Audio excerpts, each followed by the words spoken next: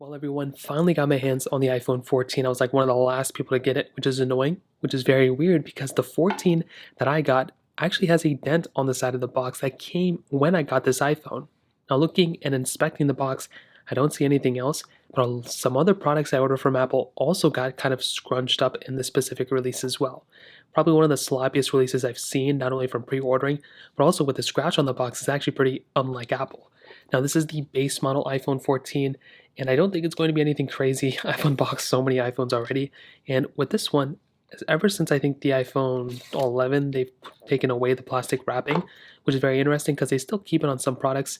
Now, when we actually take out the iPhone, you can see we have the main iPhone right here, which I'm really happy about, and as pretty much I guessed it before, it looks identically the same as the iPhone 13 on the sides.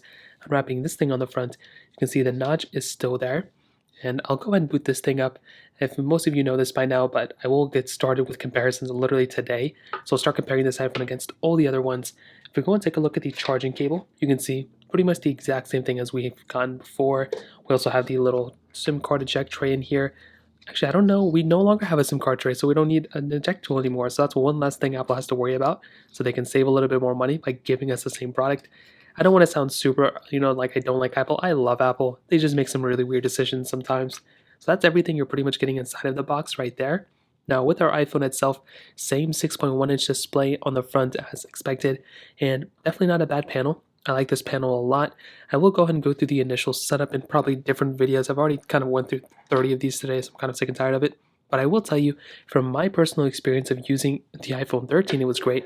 But now with the iPhone 14, it should be that much better of a device. Now, I say that kind of sarcastically. The iPhone 13, as most of us know, is going to be essentially the same exact thing as the iPhone 13. All we're getting is maybe a little bit of an upgraded camera, which even the camera modules here look the same. We're getting the lack of SIM card tray, which is very, very weird to see this iPhone without a SIM card tray, which is so insane to me. I didn't get any Apple products sent to me. I've never gotten Apple products sent to me yet. Google sent some stuff, but Apple's never sent any products for me before, so I had to buy these, which is totally cool. I just wish I could get them earlier, but whatever. In this case, I'll go ahead and set up my iPhone and we'll get started with the comparisons, but so far, it's pretty much what I've expected if I'm being honest. If you have any other thoughts or questions, let me know in the comment section below. Hit the like button, that'll mean so much, but definitely hit that subscribe button. More importantly than everything else, I love every single one of you guys. Hopefully I'll catch you guys in the next video. Peace out.